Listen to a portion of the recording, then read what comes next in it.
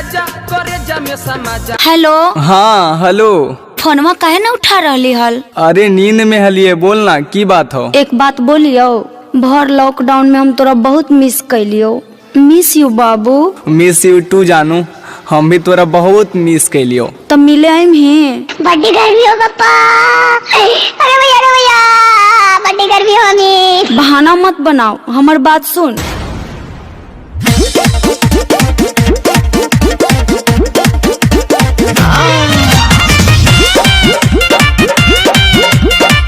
Music by Chandan Singh.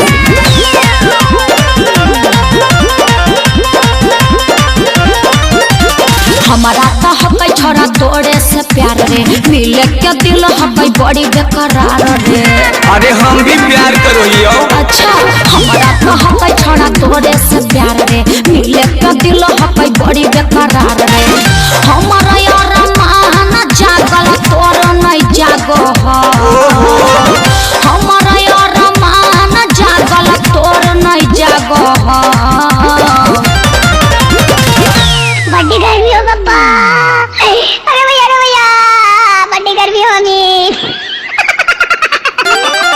कैसे मिले यो के छौरी बड़ी गर्मी लागो हो। कैसे मिले यो के छौरी बड़ी गर्मी लागो हो। अच्छा, तो गर्मी में प्यार नहीं करनी? आगे गर्मी में कमल ओढ़ के प्यार करना।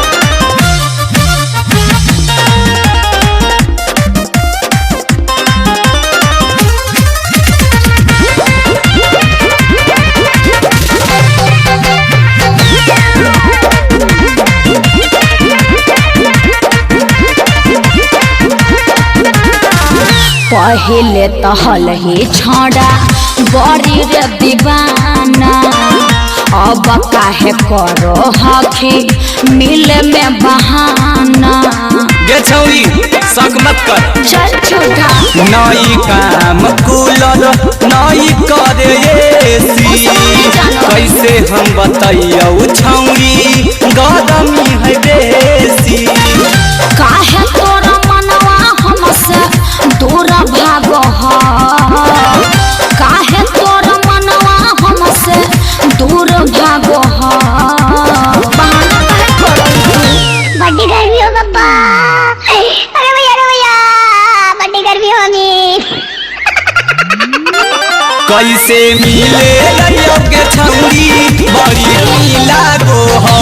कैसे मिले यो के छौरी बड़ी गर्मी लागो हो।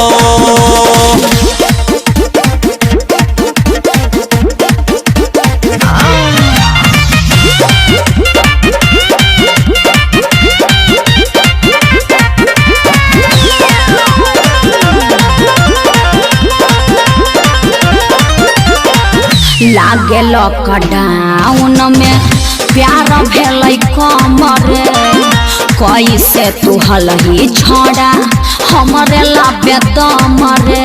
अगे ऐसा बात नहीं है, तू बहुत बदल गई। बात नहीं मानो हकी होते मुश्किल लगे।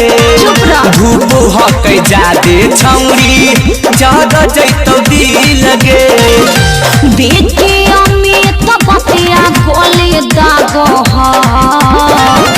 बेटी अमित बतिया गोली दागो हो। बड़ी गर्मी हो पापा। अरे भैया बड़ी गर्मी होगी। कैसे मिले यो के छौरी बड़ी गर्मी लागो हो। कैसे मिले यो के छौरी बड़ी गर्मी लागो हो। आओ न मिले, बाबूजी वाला एसी दे देबो। तो बिलवा का तोर बाबूजी भरतो।